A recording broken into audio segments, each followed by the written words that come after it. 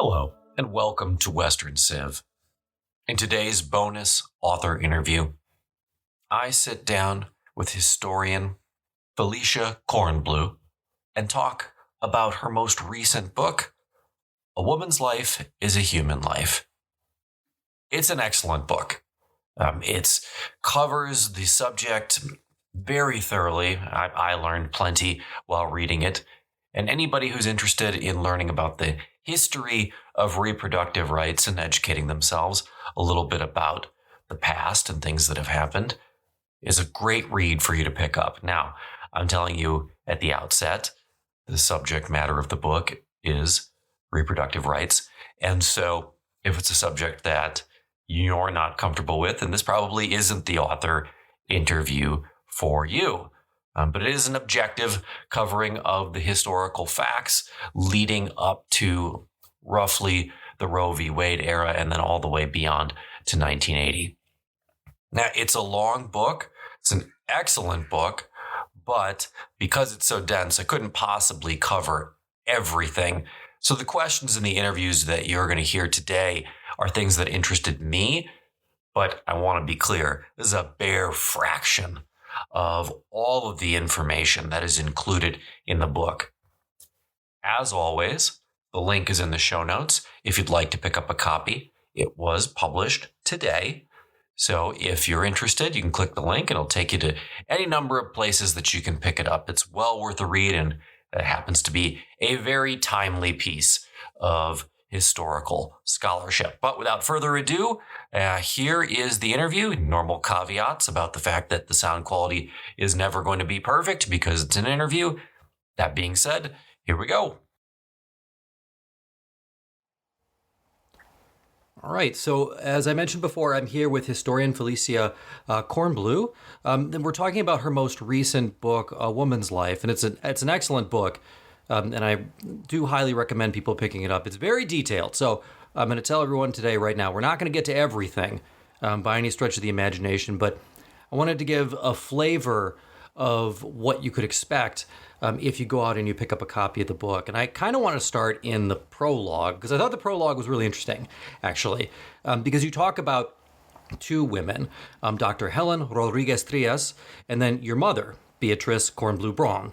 And they're kind of instrumental in starting this story, which I thought it was a good way to begin the book and a nice sort of hook into what it is that you're going to be talking about. So I wondered if you could talk about, I never like to say, what inspired you to write the book, because it seems like such a boring question. But in this case, like, what inspired you not only to write the book, but to bring those two into the book in the very beginning? And those questions might be one and the same. I'm not really sure, but I'd love to hear what you think.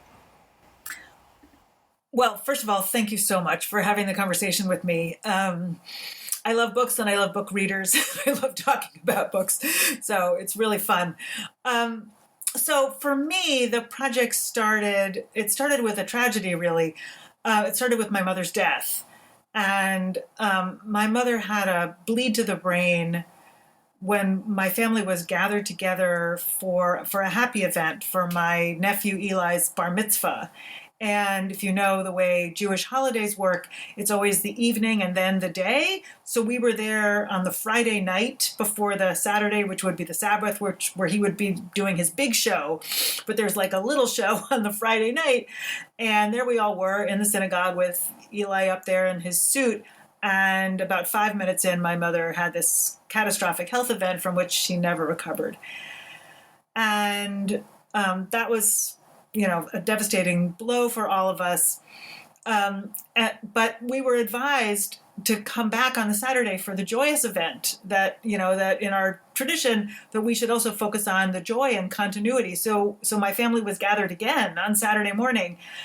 And while we were sitting there, my father and my older sister started talking sort of over me, like across me, where we were sitting in the pew, about my mother's role in decriminalizing abortion in the state of New York.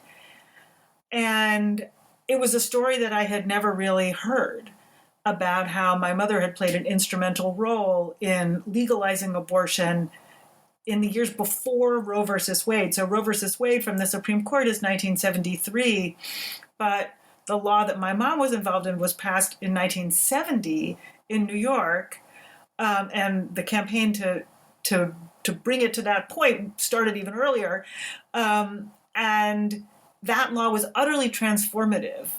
I later learned when I followed this out and did some research, that law was utterly transformative in terms of the national picture and even the international picture of abortion, because in New York, it was the only state in the United States where there was no residency requirement. So first of all, they legalized abortion through the 24th week of a pregnancy, very, very progressive for the time. But then way out in front of anybody else, they said no residency requirements. So you could be a Californian, or you could be even from Tokyo, and you could come to New York and you could have a safe, legal abortion procedure. So my mother, turns out, really did play a critical role. She personally drafted the first version of what became that transformative statute. And she did that as a lawyer and as a member of the National Organization for Women.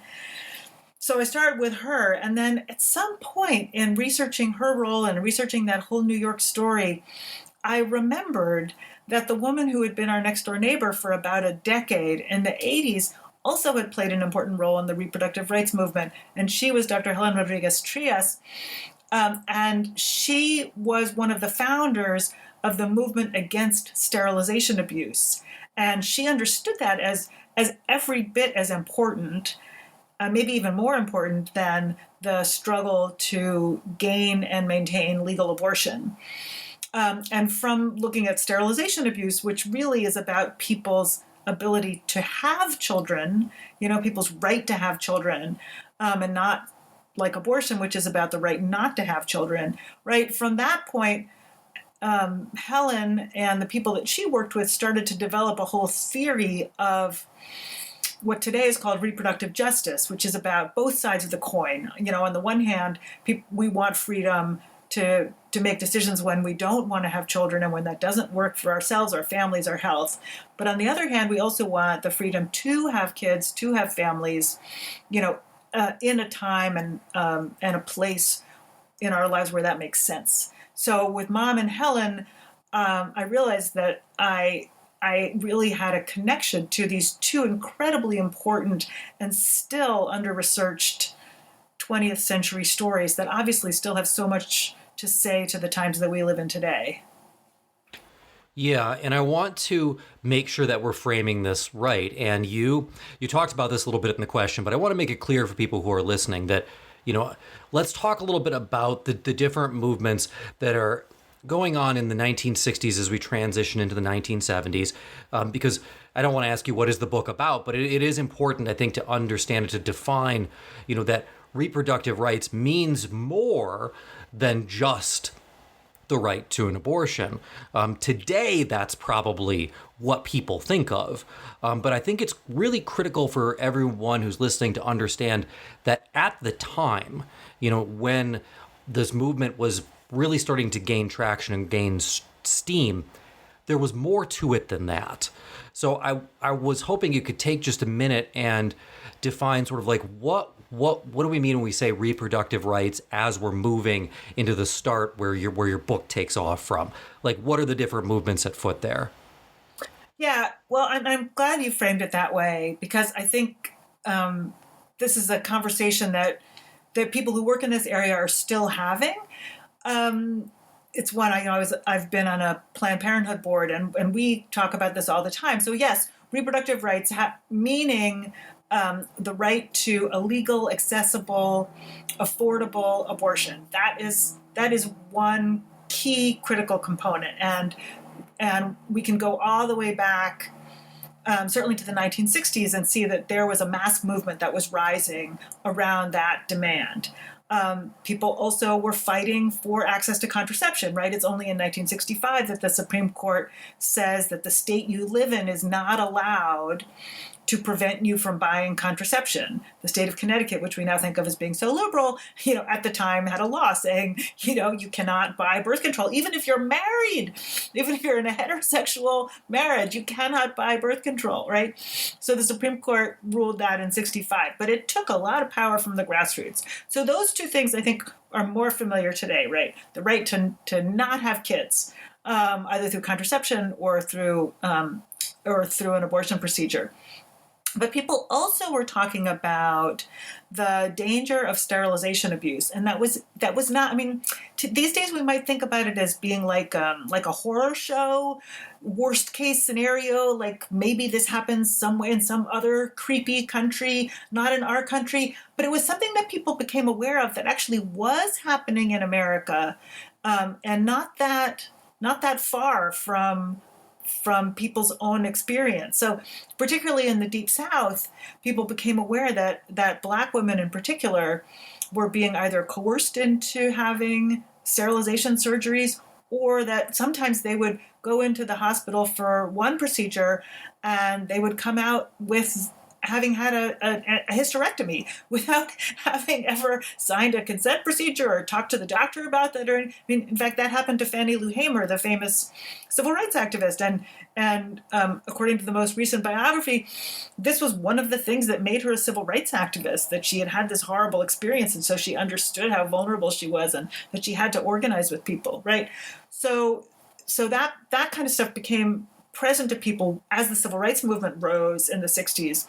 And then people who were thinking about Puerto Rico and about the projection of U.S. power abroad in the U.S. empire and around the world also became aware that there was sterilization abuse happening there. And in Puerto Rico, it was a particularly egregious case, probably in part because of the legacy of Catholicism and concerns about birth control, other forms of birth control, and about abortion. Sterilization became the birth control of choice, and sometimes not of choice. And so by the middle 60s, something like a third of all adult women in Puerto Rico were sterilized. And we're not just talking about women who are like, 40, 45 years old and who are like, I don't want to get pregnant again. Women in their 20s and 30s, were sometimes having this experience. They would go in for some other procedure and they would wind up being sterilized by a doctor who just decided that was the best thing for them.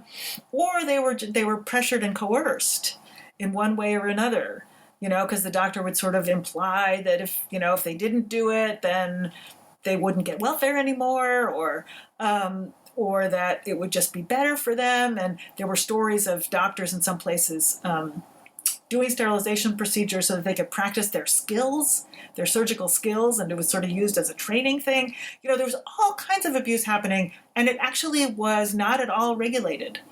And nobody in the government was paying any attention. So there was a movement that emerged. First, it came out of the Black movement and the Puerto Rican movement. There was a separate civil rights movement and independence movement for Puerto Ricans. And groups like the Black Panther Party, the Radical Black group, and the Young Lords Party, which was a radical Puerto Rican group, they started to talk about this danger of sterilization abuse. And then where I pick up is that there was a dedicated group that started in the 70s called the Committee to End Sterilization Abuse, or CESA in Spanish. And that was the group that my neighbor, Helen Rodriguez Trias, was integrally involved in forming and maintaining. And that group was the first ever organization in U.S. history, maybe in world history, that was dedicated to this problem of sterilization abuse, and very much part of the reproductive rights movement. Yeah, and you make it very clear in the book how much, because Dr. Rodriguez Trias is from Puerto Rico, and how much that experience sort of influences her and drives her throughout the process.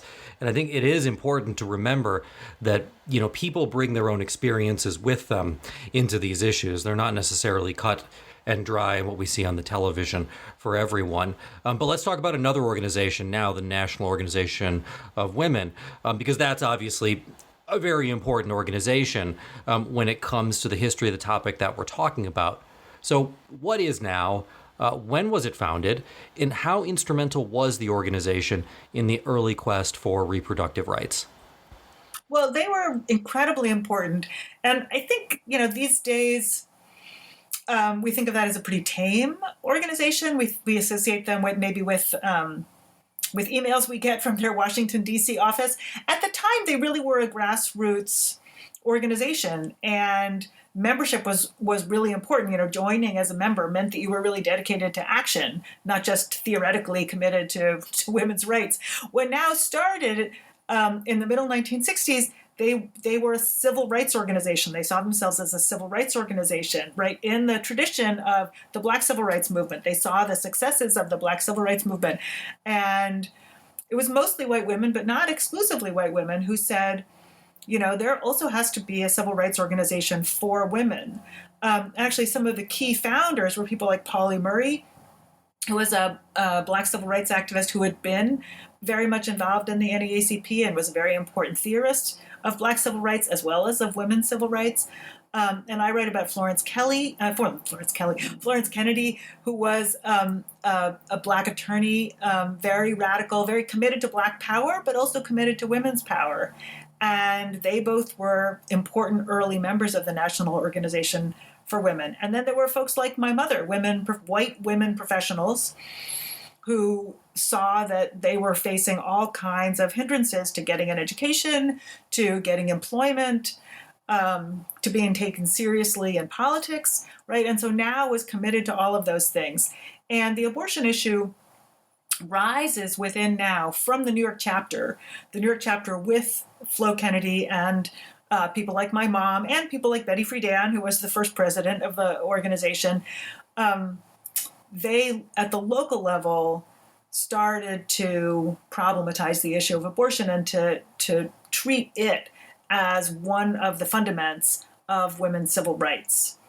And I guess on the other side of the coin, they saw the laws that were preventing people from getting abortions as sort of the paradigm case, the perfect example of how the law could be used to prevent women from exercising their civil rights. It seemed so unjust to them, this safe and possibly easily accessible procedure instead was being made unsafe and inaccessible, right, and shaping people's lives. So it really became, from the bottom up, it became a key issue for the National Organization for Women that they very much helped to put on the national agenda. And by the way, they also were the organization that sort of carried the campaign in New York that became so important. The organization wound up having all kinds of splits, and the way that political groups wind up fighting with each other. But there was a spin-off organization that became the key advocacy group that carried the New York law over the finish line to where they had the most liberal abortion law in the country by the spring of 1970. So that was all coming from the National Organization for Women. And I would say pretty radical for that time period, pretty radical for the late 60s into the early 70s. Yeah, I would say so too. Now, my guess is, most people today, who think of reproductive rights and abortion rights and so on and so forth, they think of those things. Well, I shouldn't say that. Up until very recently, up until, the past 9 months or so, they thought of those as national issues, sort of things at the federal level. Now, all of a sudden, they're returning to sort of the state level. But up until recently, most people would have thought that, all right, if there's a push for a right to an abortion, or an effort to end sterilization, that's probably going to take place at the national level. That's not necessarily the case. It started, as you point out in the book, at the state level, but then it transitions to sort of a national strategy. And I wonder if you could talk for a second, how does that transition happen and why does it happen? Yeah, I think that's so important for today. I mean, and in some ways it's, it makes things hard, right? Because we have, if it's a local and state matter, then there are a lot more battles to fight. But at the same time, I think if we understand this history, then we also understand that it can be won. So what happened in the 60s and early 70s was, yes, it was very much of a state and local matter. And There was the campaign that my mom was part of winning, for example, in New York State in 1970, but there were many, many other states that either did reform their abortion laws or that tried to reform their abortion laws.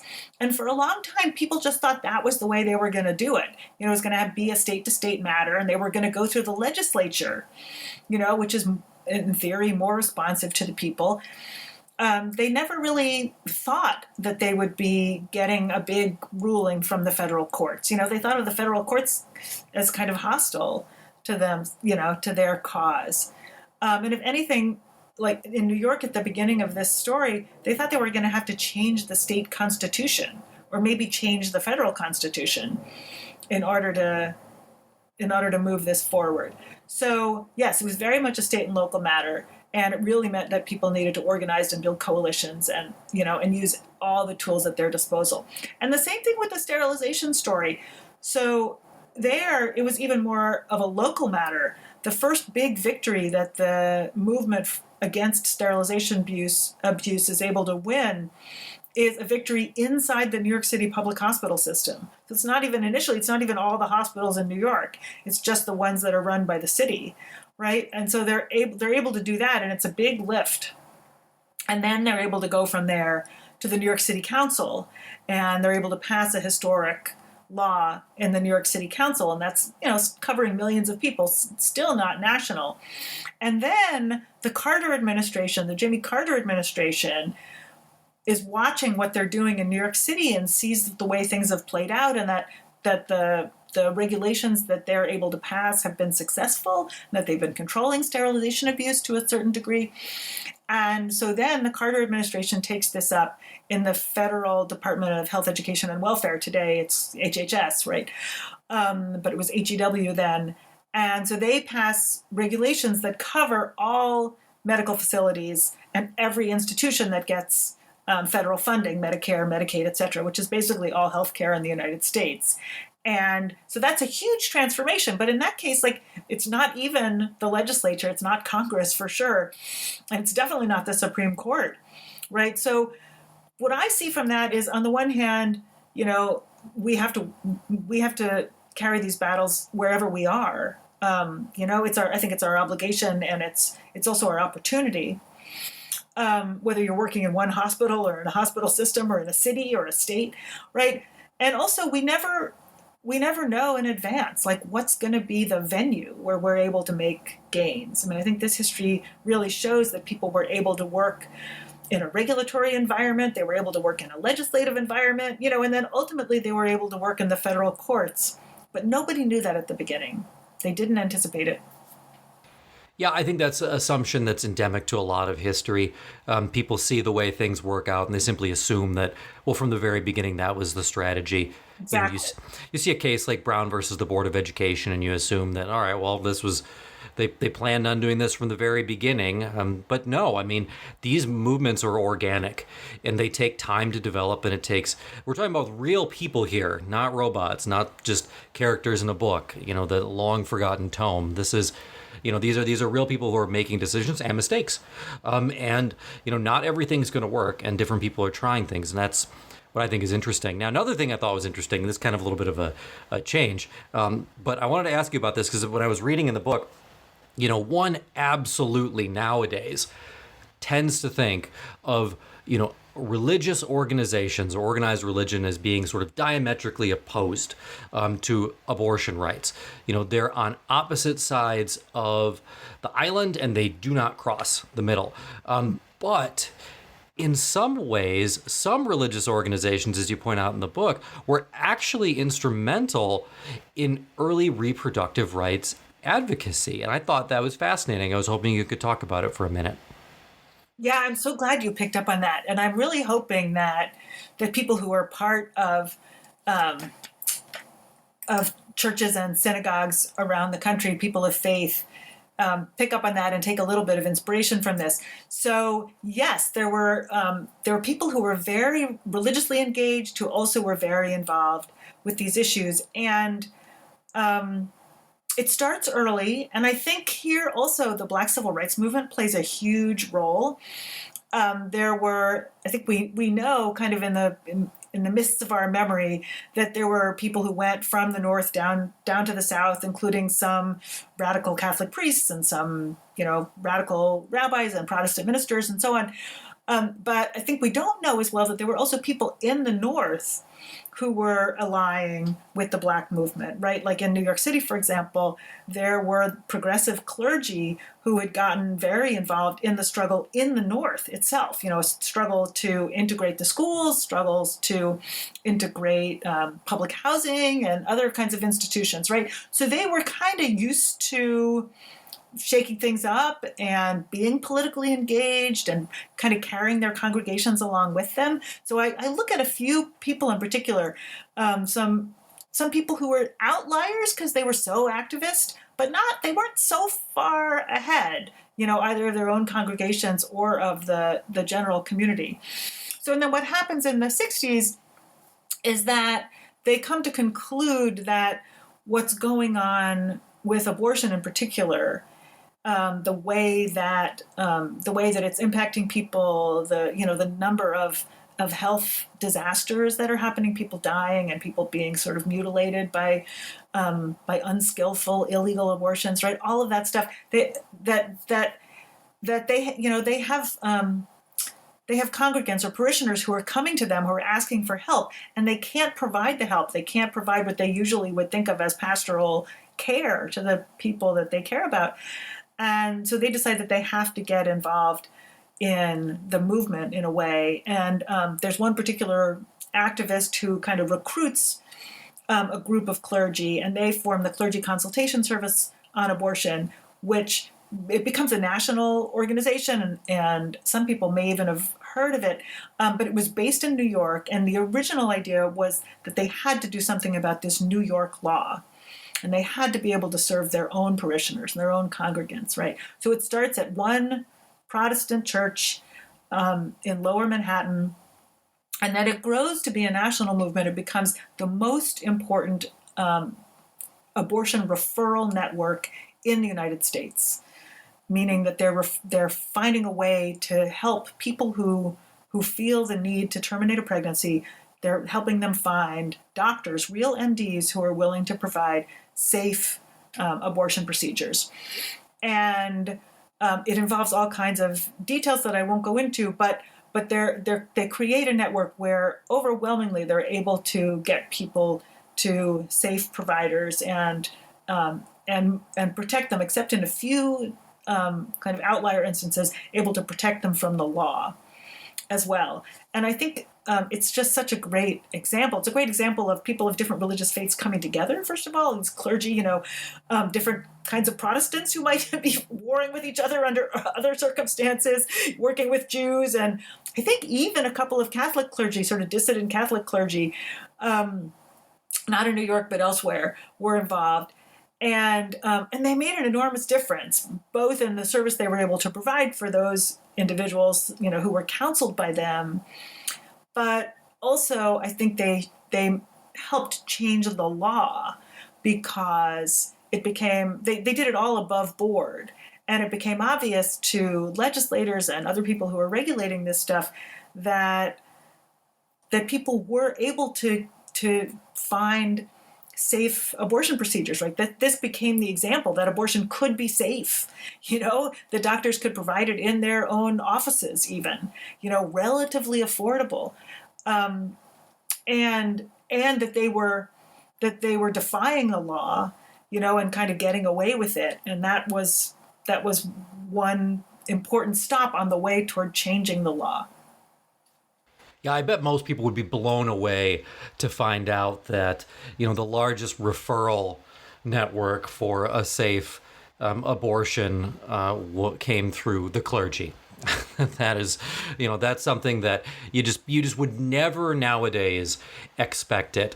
But you kind of hit on this a little bit already, but I just wanted to ask a follow-up question, because really early on, we're not necessarily talking about establishing an affirmative right to anything. What we're trying to do is repeal laws. We're trying to actually repeal criminal statutes. And the big one is in New York. And so I was hoping you could talk about that for a moment, how that procedure is a little bit different than trying to get an affirmative right, and also sort of how the law in New York finally comes down. Yeah, so they called themselves a movement for decriminalization of abortion, right? That's what they saw themselves as doing. And their understanding was the state government, the legislature, and with the signature of the governor, had made abortion into a crime. And that's true, right? In the 19th century, there was a time when there was no state law. There was no legislation about abortion. And that was true everywhere in the United States. There was no legislation. And then in the course of the 19th century, basically every state passed legislation. And what the legislation did was it made abortion into a crime. It had not been a statutory crime or legislatively defined crime. And then suddenly it was one. Right? That doesn't mean that abortion was completely free and open. There was common law, which the United States inherits from England, and there were certain there was certain amount of writing in the common law about abortion, but basically there was no prosecution or anything. So the state made abortion a crime. So what they wanted to do was get rid of the state law that had made abortion a crime and essentially return it to where it was in the case of New York in 1830. Where it was governed lightly by the common law, kind of loosely regulated by the common law, but there was no legislation. And that was my mother's initiative, right? My mother's proposal in 1968 was to repeal all law. Just take it out of the code entirely. Take it out of the legal code, so that people could choose in consultation with their family members, their partners, with their doctors, with their clergy, right? People could make their own choices up to the limit that was established by the old common law. So it was a process of decriminalization. Now, they didn't win that, right? They didn't get as far as my mom wanted. She drafted the law initially in 1968. It was a full decriminalization, take it out of the code. What they get in 1970 is somewhat less, although it still winds up being the most progressive thing in the country. It's a law that says that anybody can choose to terminate a pregnancy to the 24th week of a pregnancy. So that's about the 2-trimester time that later comes up in Roe versus Wade. And during that time, there were no controls on somebody's choice. And then after that time, there could be considerations about somebody's health or well-being, or there could be a block on somebody making that choice. And so after that time, it would only be if somebody's health was really at risk, or if doctors thought that either their physical or mental well-being was going to be profoundly imperiled, right? It's not an affirmative constitutional right. That's true, but you could say it's animated by that idea that there should be no legal regulation, because underneath it, well, at the very least, they thought it wasn't the state's business, right? At the very least, they were saying we have a liberty or a freedom to not be regulated in this area of our lives. And then it changes again. And you're right in chapter 5, and I'm quoting here, is access to abortion a civil right, a woman's right, a constitutional right, end quotation. I'm curious, how did activists see it at the time? And then how does the battle for reproductive rights sort of transition then from the legislative branch to the judicial branch? Because that's a key transition. Mm-hmm.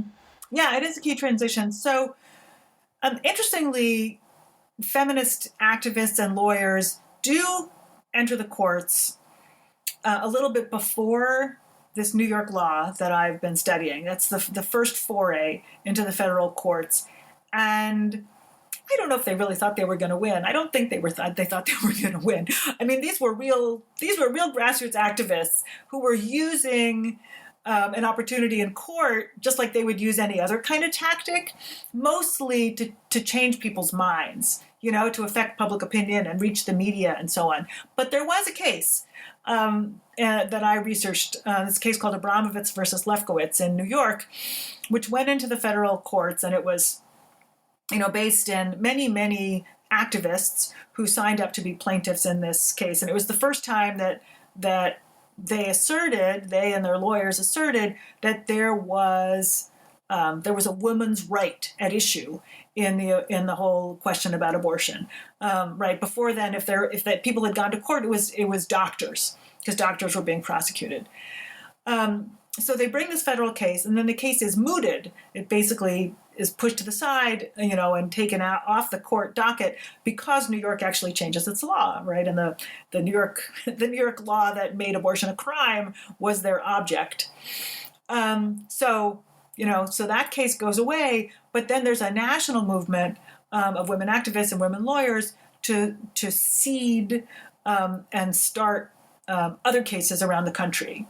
And there's a little network of cases in Connecticut, Maryland, Massachusetts, New Jersey, etc. And all these people are talking to each other, and they're sharing materials and briefs and so on. And there's one case out of Texas, which is a little different. It's not. It is inspired by the movement, and the case is connected to the movement, but it doesn't have this kind of mass movement character. It's a case that's brought in the name of just one person, one woman who's seeking an abortion, and she becomes known as Jane Roe. And that case is Roe versus Wade. And that case out of Texas becomes the one that goes all the way to the U.S. Supreme Court. And as I said, it's a little separate from this network of very activist, close to the ground cases, but it's not that separate. We know that case, the lawyers who brought that case were very much involved with and were invited to bring the case by the members of the Women's Liberation Movement in Austin, Texas, and that they used the materials that were created for the New York case that I write about and those other cases on the East Coast, right? So Roe versus Wade comes out of Texas, and because the New York case has been pushed out of the way by changes in the law, the Texas case winds up going very, very quickly from the Texas level up to the United States Supreme Court, and that becomes the case that the Supreme Court majority, that the whole Supreme Court hears, and then the Supreme Court majority rules on granting a constitutional right to privacy that covers the right to seek an abortion. But there are a lot of stepping stone cases, that happen first, and you talk about them in the book. One thing that I think is important for people to understand is, and really important in these cases, and how this was a huge hurdle for a lot of people trying to bring cases, is an issue, a concept in the legal world, rather, called standing. To have not everybody can just bring a case because they don't like a law. All right, you have to have what's called standing, which means it has to impact you in some way, shape, or form. I can't sue because I don't like a law in Maryland. I don't live in Maryland. It doesn't have any effect on me. I don't have standing, right? But obviously the problem is, cases take time, and women will come to term oftentimes before the case has been adjudicated. And so how does the court and how do activists get around this issue that by the time a case gets to a Supreme Court, the woman will have always given birth if she has prevented access to an abortion? Like there's no time itself is going to obviate this, and she no longer has standing to bring the claim. Like that's a huge, huge issue. So how do they get around it? Well, what they start to do in New York, really interestingly, I mean, and thank you for this question. I don't want to get into legal weeds, but I don't think it is a matter of legal weeds. I think it's really important. And it's something that you put your finger on. They first have to establish that any woman has standing in this case, right? And especially a woman who's not currently pregnant. And that is kind of hard, and it requires them to do some new thinking. I think it really requires, that I think maybe that's how we get to the idea of there being a quote unquote right, a constitutional right. Like they have to think it through. Well, if it's not going to be some individual person who is right this minute being immediately harmed by this law because she's seeking an abortion that she can't get, then how do we think about these laws that forbid someone from seeking an abortion or getting an abortion? How do we think about them as a violation of somebody's rights? And they had to come to kind of a new understanding of what civil rights were about, and what civil rights and equality might mean for a woman citizen of the United States, a potentially pregnant or pregnant citizen of the United States, right? So in this New York case, it's all new, right? Thinking this stuff through is all brand new for them, and trying to think about like, how could we use the Constitution? And under the 14th Amendment, there's a promise of equal protection of the laws. Like, could we use that? Like, well, in what way does this make us unequal? And how are men treated differently from women under our laws? So they have to come to understand that. And then they use the Due Process Clause, also part of the 14th Amendment, which is where we get our ideas of privacy and liberty. And they say, okay, well, how about, so they do make cases about equality, arguments about equality, but they also say under due process, under liberty, which is where we usually think about freedom from the state and freedom from regulation, that they think that's also involved. And right, they come to understand it as not just affecting that one individual, but affecting all citizens who might become pregnant, or who might resemble people who have the capacity to become pregnant, and who might be haunted by the fact that they don't have this freedom. Right? It's a very new and in some ways innovative way of thinking, not just about the Constitution, but about us people, us citizens of the United States, and what our relationship is with our government, and what our freedoms are, and the degree to which our bodies are our own, and not subject to certain kinds of regulation. So it's really, really important. Yeah, it's interesting to remember that all of this was new then, and that kind of leads into my next question, because I know that a lot has been said about Roe, and so we don't need to spend huge amounts of time on it. But I was curious as to, and I'll get back to that point in a second, but I'm curious as to what the initial reaction among activists was when the decision was handed down. I'm curious as to whether or not it was, a ticker tape parade sort of style, or whether or not there were some folks who looked at the decision and wondered, well, maybe we should have stuck with the legislative branch, and so on and so forth. And I also think it's important, if for folks who are listening, if you've never read the decision, it's worth reading. It's Justice Blackmun does some interesting work here. This is, for legal scholars will know, if you don't know the term penumbra, it's the edge of a shadow. It's beyond the edge of a shadow. And this sort of goes into the right to privacy and all this stuff. And some legal scholars, look at this and start scratching their head immediately. But I wonder what the thoughts of some of the people who had been actively working for the right to an abortion thought about the decision when it was issued. Well, among the people that I write about, there were two reactions. One, oh, thank God, was the first reaction. And they saw it as an enormous, enormous victory. And were very grateful. And then the second reaction was, we still have work to do. Interestingly, I don't think that at the time people had the reaction that some people have had later, and this was something that Ruth Bader Ginsburg actually said in some of her later years, that maybe it was a mistake to stop working in the legislature and to move instead to the federal courts. Like, I don't think people really said that in 1973, but there were people who understood that it wasn't enough. right? That the what Justice Blackmun did, writing for the majority in the Supreme Court, was he established this 3-trimester system, right? He broke up a pregnancy into 3 parts, and said in the first 2 parts, people will have relatively free choice. Second trimester could be a little more regulated. The third trimester could be regulated significantly. So people understood right from the get-go that there would be people who, for health reasons or whatever reasons, might need or feel the need to seek an abortion procedure that was in that later period, and that would be an issue. So that was one thing.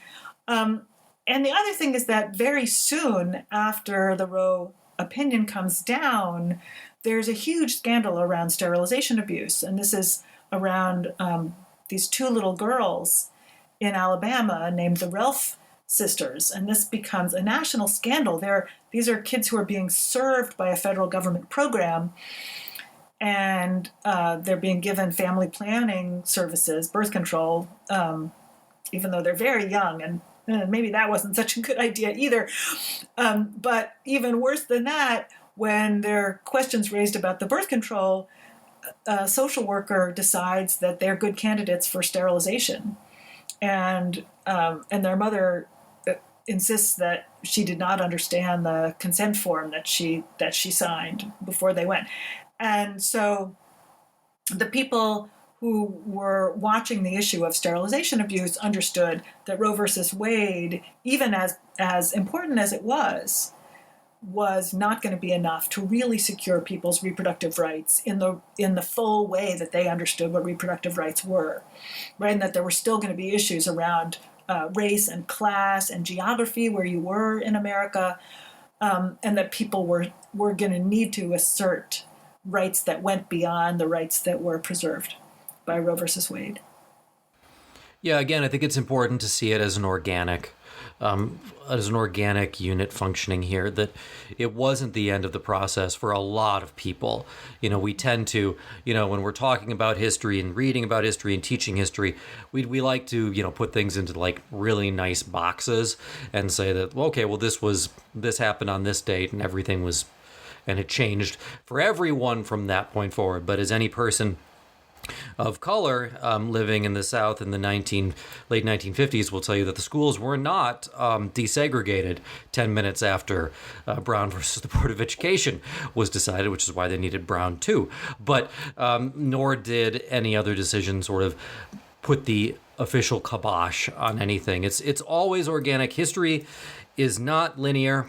And we need to wrap our minds around that. Well, we're right at our time right now, but I always ask, there's a lot more in the book, obviously. I tried to keep it as finite as I could, but was there anything that you really, that I missed that's obvious? Well, thank you for all of those questions.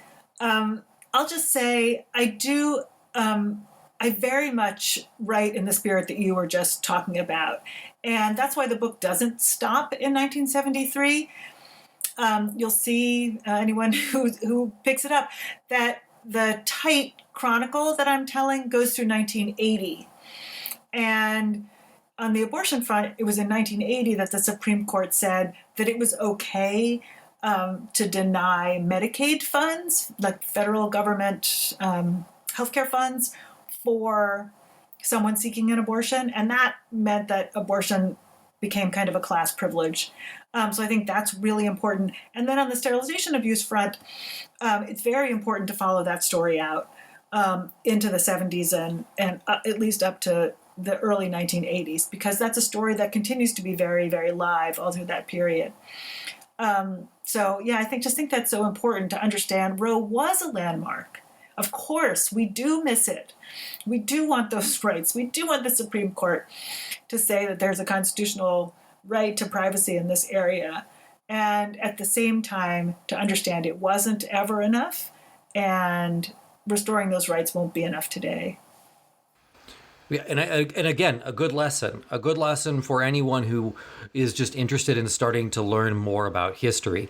That, you know, the simplistic way that it's explained in textbooks or on really short blurbs on websites, oftentimes I like to say is so simplified that it's not even correct anymore.